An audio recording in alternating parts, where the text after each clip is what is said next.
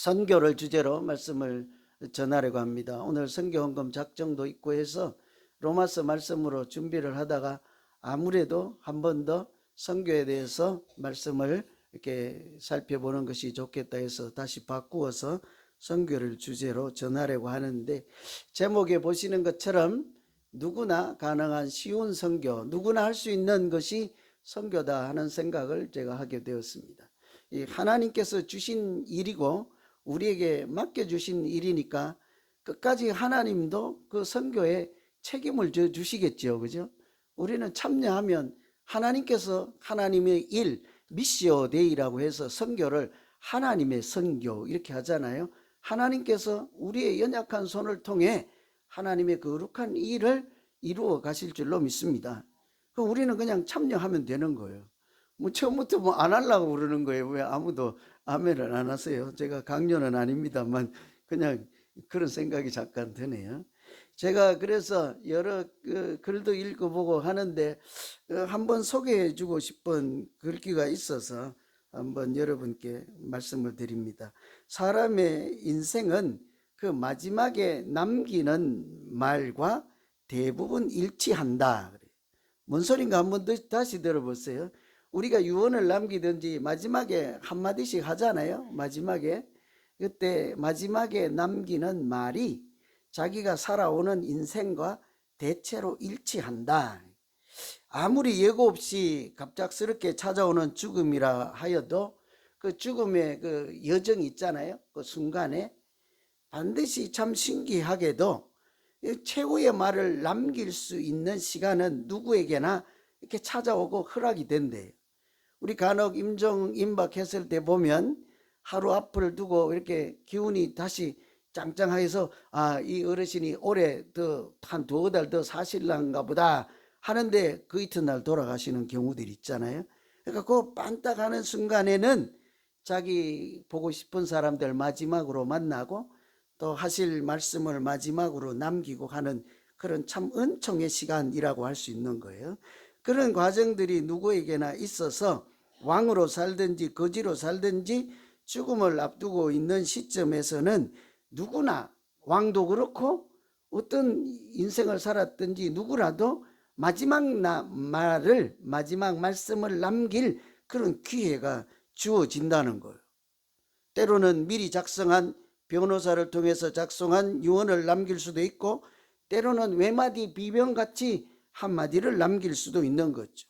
뭐 사고를 당한다든지 형편이 안 될 때는 그렇게도 하실 수 있고 때로는 기운이 너무 소진해서 그냥 단어 한마디 남기고 이렇게 가실 수도 있고 한데 그 형태와 종류를 떠나서 공통적인 것은 그 최후의 말이 그냥 지나가는 한마디가 아니라 자기가 살아온 인생을 종합하는, 그래서 그 인생과 밀접한 관계가 있는 말씀이라는 거죠. 제가 이런 글을 읽으면서 드는 생각이, 여러분 우리가 살다가 마지막에 내가 무슨 말을 남길 건지 이런 고민들도 좀 하십니까?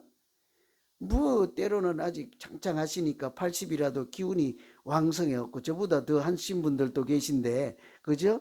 그래서 그런데 아무리 그렇다 하더라도 지금 우리가 이렇게 우리하고 죽음이 멀리 있다 하더라도 그때 내가 무슨 말을 남길 것인가를 생각해 보는 것이 오늘 내 인생을 어떻게 유익하게 사는데 도움이 된다는 거죠. 왜 그런가 하니 두 개가 별개가 아니라는, 마지막에 남기는 그 한마디가 내 인생의 요약본과 같이 엑기스와 같이 이렇게 서로 반영된 말씀이기 때문인 거죠. 그래서 내가 무슨 말을 남길 것인가를 고민하면 현재 남길 그 말과 일치하는 인생을 살아갈 수 있도록 이렇게 노력하지 않겠습니까?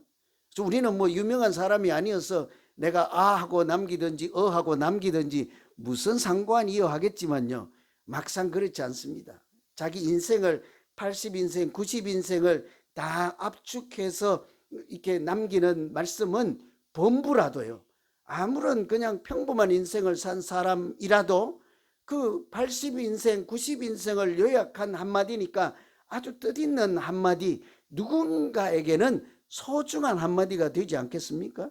그러니 우리가 지금이라도 내가 어떤 말씀을 남길 것인가, 한마디를 남길 것인가, 이런 것을 고민하며 이렇게 아주 유명한 사람들이 남긴 그 한마디처럼 우리 가족이나 믿음의 공동체 가족들 누구에게라도 소중한 한마디를 남기고 인생을 참 멋있게 살다 갔다 하는 이런 우리 모두 되기를 간절히 기원합니다. 제가 그런 기도가 나오더라고요. 여러분, 우리 모두 괜찮아요. 뭐 아주 유명한 말씀 한마디가 아니라도 저는 뭐 가장 좋아하고 남기고 싶은 희망사항, 서로 사랑하라, 이런 거잖아요. 그거 뭐 우습게 들릴지 몰라도요, 그렇지 않거든요. 그 사랑이 얼마나 인생을 풍부하게 만들겠습니까? 이런 말씀을 드리는 이유는 오늘 우리가 읽은 이 말씀이 선교 활동을 했던 사도 바울이 마지막으로 에베소 성도들에게 남기는 그 말씀이기 때문에, 유언과도 같은 말씀, 이별에서 주시는 남긴 말씀이지요. 아시는 대로 사도 바울은 유럽에서 선교 활동을 하다가 지금 이 본문의 배경은 예루살렘으로 가는 길 도중에 있었죠.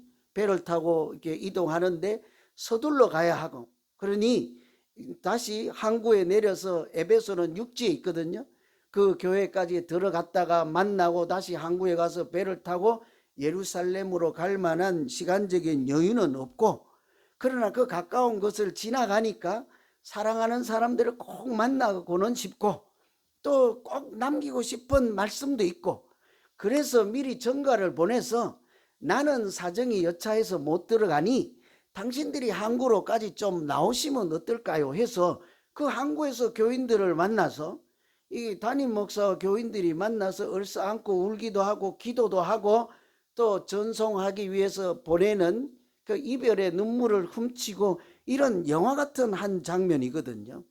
그런 헤어지는 마당에 이 자기 목회자이고 성도였던 사도 바울이 무슨 말을 남기고 싶었을까요? 오늘 말씀을 보면 내가 평생 개척교회를 하고 이렇게 복음을 전하고 같이 믿음 생활했던 당신들의 친구요, 언니요, 후배요, 이렇게 믿음의 동역자인 성도들을 잘 섬기고 보살피는 것이 좋겠습니다, 이 한마디를 하거든요.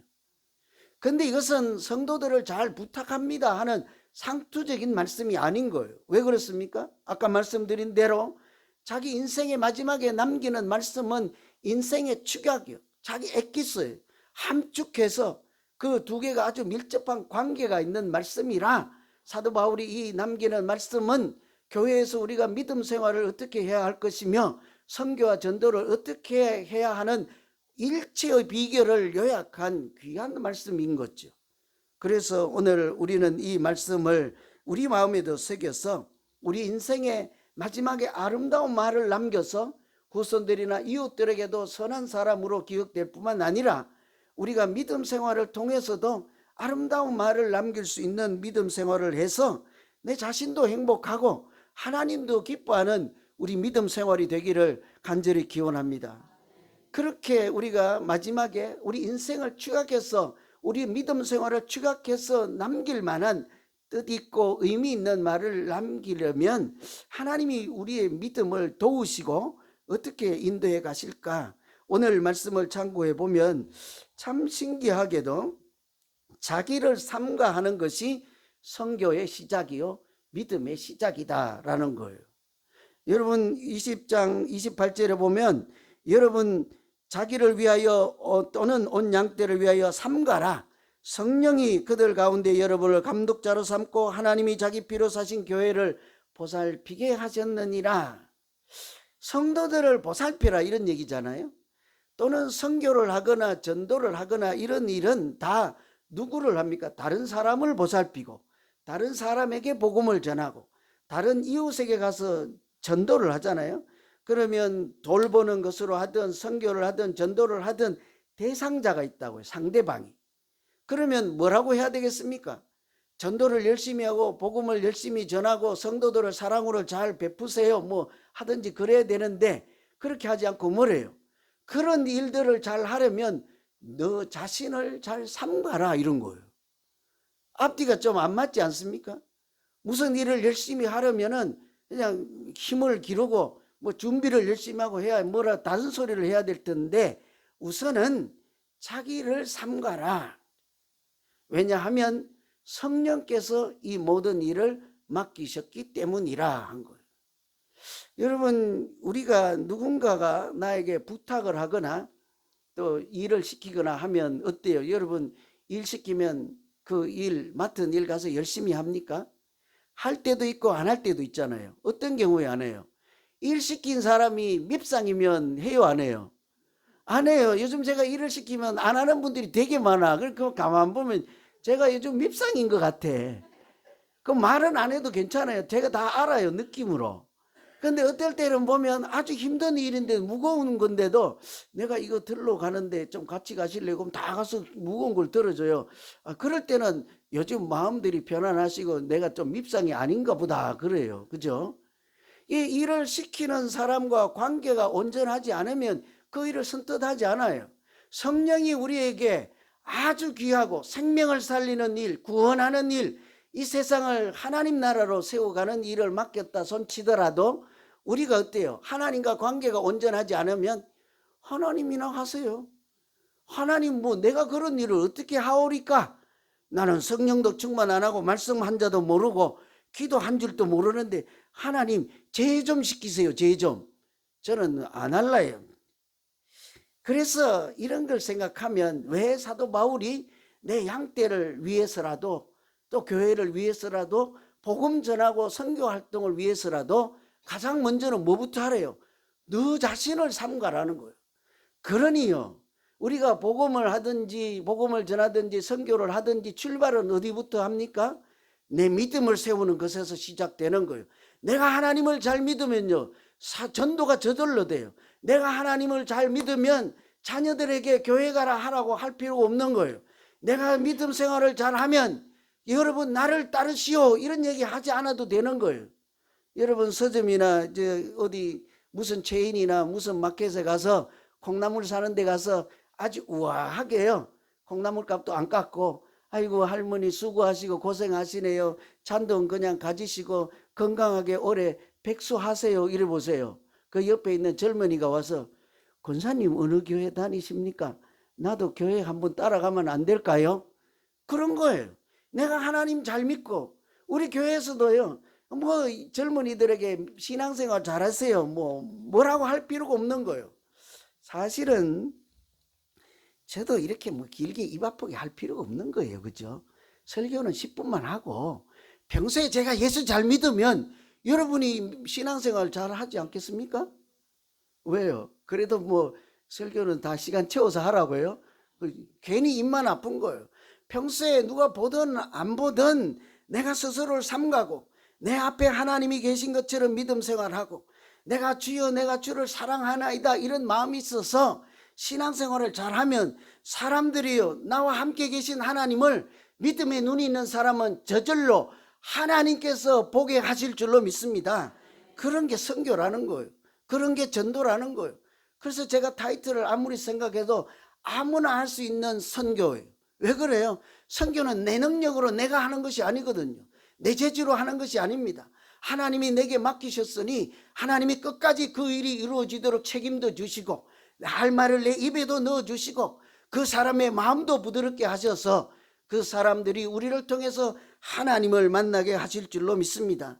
이게 선교라는 거죠. 그래서요, 우리가 교회에서 신앙생활 할 때 장로든 집사든 목사든 교회의 지도자라고 하는 사람들이 뭔가 일을 막 많이 하려고 하잖아요. 그러다 보면 사고 쳐요. 열심히 하려고 하는 목표 달성에 그런 게 있으면 그 목표만 보이고 나중엔 사람들이 안 보여요.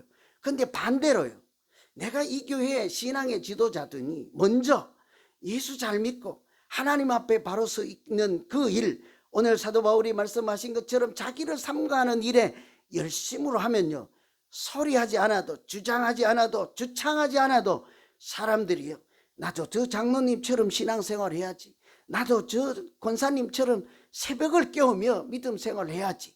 여러분, 그것이 성도를 사랑하고 성도를 돌보는 일이 될 줄로 믿습니다. 하나님이 그런 우리 믿음 생활 가운데 함께 하시고 두세 사람이 모인 곳에 함께 하시는 하나님께서 우리가 그렇게 귀한 마음으로 진실로 하나님을 사랑하는 마음으로 신앙생활을 하면 틀림없이요, 우리 신앙생활 가운데 우리의 믿음 생활이 싹이 돋게 하시고 무성하게 하시고 열매가 맺게 하실 줄로 믿습니다. 이 아멘이 잘 안 되는 분들을 들어보세요. 믿음의 조상들을 우리가 아브라함, 이삭, 한 명이 누구죠? 야곱이 있어요. 근데 그 세 분의 성품들을 잘 아시죠? 아브라함은 성품이 어때요? 개척자 정신이 있는 분이에요. 그냥 밑도 끝도 없이 가라 하니까 어때요? 내가 지시할 땅으로 가라 하니까 고향과 친척 아비 집을 떠나서 그냥 보따리 싸들고 나서는 거예요. 하나님을 의지하고 그냥 가는 것이죠. 그래서 자충우돌하고 얼마나 고생을 합니까? 그 아브라함은 그래도 이렇게 개척 정신이 있는 사람이라고 할 수 있어요. 야곱은 어때요? 남을 속이면서까지 자기가 목표하는 것들 다 쟁취하는 사람이요, 전투력이 좀 있는 사람이요. 그래서 안 되면 도망갔다가 거기서도 또 재산을 축적하기 위해서 또 자기가 사랑하는 여자를 얻기 위해서 7년이나 하고 또 안 되니까 또 7년이나 더 고생해서 어쨌든 열심히 사는, 그래서 전투력이 좀 있는 사람이에요. 그런가 하면 반면에 이삭은 어때요? 조용하신 분이에요. 평화로운 분이에요. 시끄럽지 않아요. 그런데도 어때요? 주변에 있는 왕들이, 주변 나라 사람들이 이삭에게 찾아와서 내가 보니 하나님이 당신에게 살아계시고 함께 하시는 것 같습니다. 당신을 자꾸 부강하게 하고 힘있게 하심으로 우리와 앞으로라도 미래에라도 싸우는 일이 없도록 지금 나와 좀 약속을 해주시면 안 되겠습니까? 내가 당신을 보니 속으로 두렵고 떨리는 마음이 생겨요. 여러분, 이런 것이 전도고 선교이지 않겠습니까? 내가 하나님을 잘 믿으니 아무 소리 하지 않는데도 사람들이 나를 도우시고 나를 지키시고 나와 함께 하시는 하나님을 자기들 눈으로 보고 지발로 찾아와서 교회가 어디요? 나는 어떻게 하면 행복하게 살 수 있습니까? 내 인생을 이렇게 말고 어떻게 하면 당신처럼 살 수 있을까요? 여러분, 이것이 하나님께 영광을 돌리는 일인 줄로 믿습니다. 그런 소리를 들을 때 우리의 신앙생활이 신명이 나고 행복하지 않겠어요? 저는 여러분, 아무 소리 하지 않아도 나는 저 사람, 우리 교회는 내가 따라서 못 본을 삼을 사람들이 많아서 교회 오는 날이 신명이 나고 주일날만 되면 기다리는 교회가 되기를 간절히 기원합니다. 두 번째, 오늘 말씀 보면 사도 바울이 하시는 말씀은 나는 말씀에 부탁한다, 이런 말씀을 해요. 32절에 지금 내가 여러분을 주와 그 은혜의 말씀에 부탁하노니 그 말씀이 여러분을 능히 든든히 세우사 거룩하게 하심을 입은 모든 자 가운데 기업이 있게 하시리라. 액면 겉으로 보면요, 사도 바울이 길을 떠나면서 그 항구에 찾아온 일부 그 지도자들 중심이겠죠, 성도들에게 교회의 남은 성도들을 잘 부탁합니다, 이런 말씀이잖아요. 요지는 그 모양은 그렇습니다. 그러면 뭐라고 해야 될까요? 장로님, 권사님 재산도 좀 있고 생활의 여유도 있잖아요. 아니, 권사님은 이렇게 마음씨가 곱잖아요. 착하시잖아요. 집사님은 참 성실하잖아요. 그러니 여기 있는 분들을 제가 믿습니다. 그러니 착한 마음에 가지고 있는 경제적인 여유에 학문을 많이 해서 공부해서 지식이 많으니 그 지식에 제가 좀 부탁을 드리니 남은 성도들을 잘 간수 좀 하고 섬기시면 좋겠나이다. 어때요? 괜찮잖아요? 그렇게 안 한다고요. 그런데 뭐라고 그래요? 내가 하나님의 말씀에 그 양들을 부탁하니 잘 부탁을 드립니다. 깊이 생각해야 돼요. 하나님 말씀에 부탁한다는 소리가 뭘까요? 여러분, 우리가 오늘 눈치채겠지만 그 말씀이 능히 여러분을 든든히 세운다고 하잖아요. 그 말씀이 거룩하게 하심을 입은 자라고 하잖아요. 그 말씀으로 여러분, 우리의 신앙생활을 세우고 우리가 소망 있게 하고 이 믿음 생활을 중간에 포기하지 않도록 끝까지 우리를 지키고 인도하시는 것은 우리에게 생명의 양식이 되고 영혼의 양식이 되고 우리가 걸어가는 인생의 등불이 되게 하시는 하나님의 말씀이 그렇게 하실 줄로 믿습니다. 그 말씀에 부탁하는 거예요. 사람들의 온정에 맡기지 않습니다. 착한 성품에도 맡기지 않습니다. 그러나 말씀 가운데 은혜를 나타내 주시고 말씀 가운데 살아계심을 우리에게 보여주시기도 하고 그 말씀으로 우리에게 소망을 주시는 그 말씀으로 사람들이 하나님을 만나게 하시고 세상에 썩 없어질 양식만이 아니라 신령한 그 하나님의 말씀을 영혼의 양식으로 삼고 그렇게 살아갈 수 있도록 하는 것이 우리가 해야 하는 선교요 전도인 줄로 믿습니다. 말씀으로 사람을 만나게 하는 것이 교회예요. 말씀으로 인생을 살아가게 하는 것이 신앙생활을 돕는 것입니다. 우리가 세상의 지식이나 학문이나 맛있는 거 사준다는 분들 따라가지 마세요. 그러나 같이 말씀을 읽고 기도하는 분들이 있으면 따라가십시오. 지금은 좀 배고플지라도 궁극적으로는 하나님이 주시는 영생의 양식을 얻어먹으며 천국을 상속받는 복을 누리게 될 줄로 믿습니다. 그래서 우리가 해야 하는 일은 말씀으로 자꾸 자기를 돌아볼 뿐 아니라 사람들을 섬기는 거예요. 에베소 4장에 보면 사도, 교회에 직분을 줄 때 사도, 선지자, 복음을 전하는 자 다음에 또 한 가지가 있는데 혹시 그거 아세요?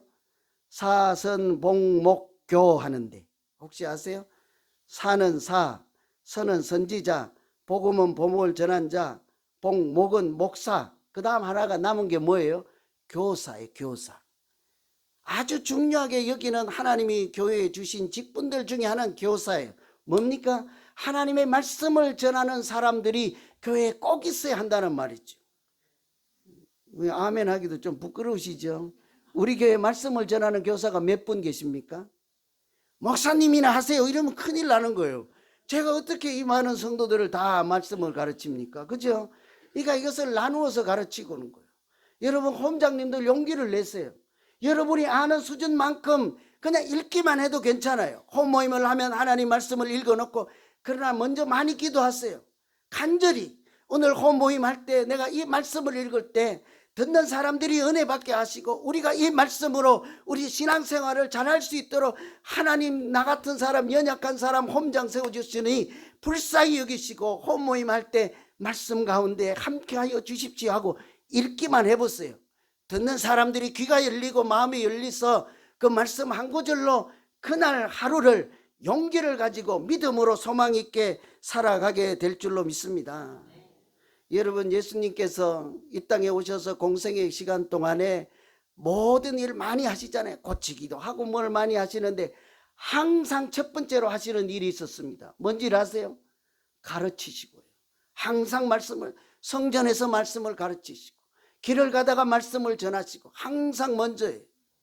그래서 마태복음 28장에도 지상명령이라고 하잖아요. 우리가 꼭 기억해야 되고 세계 가장 최고 가장 먼저인 하나님 주신 말씀 뭐래요? 내가 너희에게 분부한 모든 것을 그 뒤에는 여러분이 하세요. 내가 너희에게 분부한 모든 것을 뭐래요? 아이고 오늘 밥 주지 마세요. 가르치고 내가 너희에게 분부한 모든 것을 가르치고 지키게 하라요. 한번 해보실래요? 내가 너희에게 분부한 모든 것을 가르치고 지키게 하라. 이게 지상 최고의 명령 선교 명령이잖아요. 뭘 하래요? 가서 가르치고 지키게 하라요. 뭐를요? 건축하는 방법 그런 거 아니에요. 뭐 다른 게 아니에요. 하나님이 주신 말씀 가운데 천국이 임하고 말씀 가운데 은혜가 임하고 말씀 가운데 하나님을 만나는 진리의 비결이 있잖아요. 그것을 가르치고 지키게 하라죠. 여러분 우리 스스로 어떤 모임으로 교회에서 모이시든지요 말씀 읽고 하세요. 기도하고 하세요.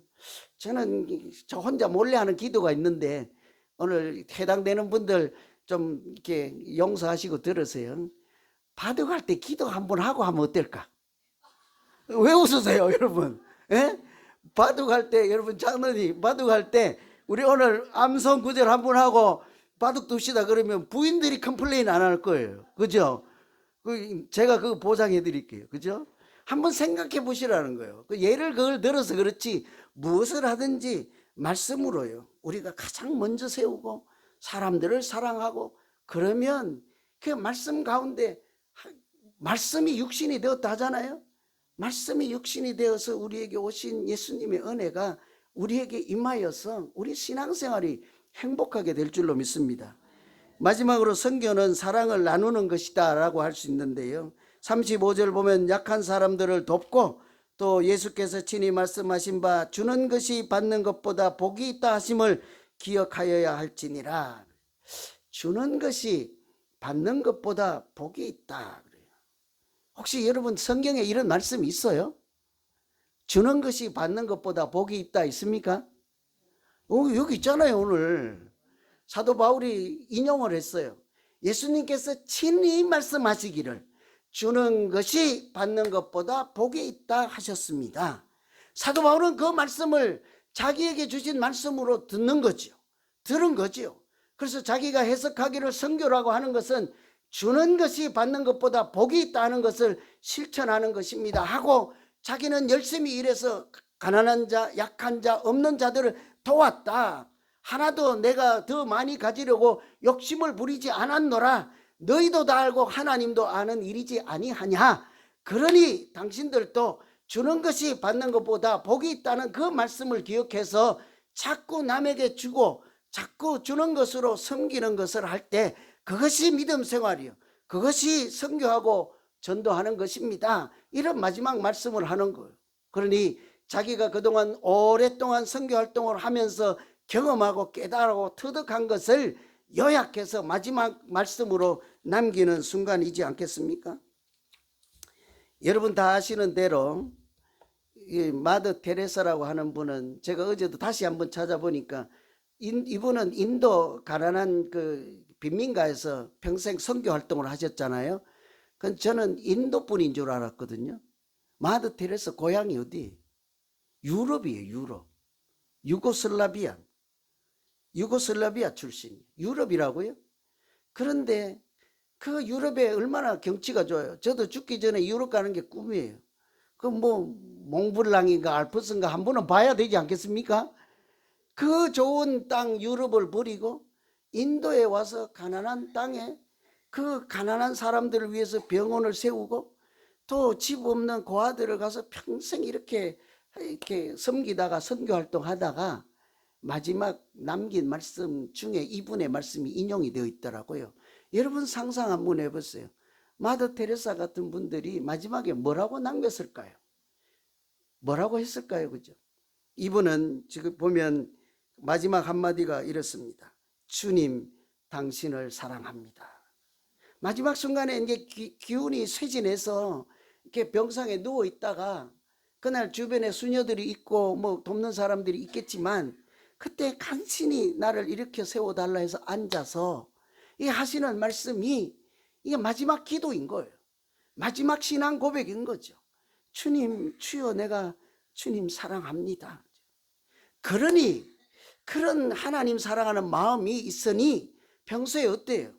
주는 것이 받는 것보다 복이 있다. 그 말씀 기억대로 자기에게 주신 말씀대로 할 수 있는 거예요.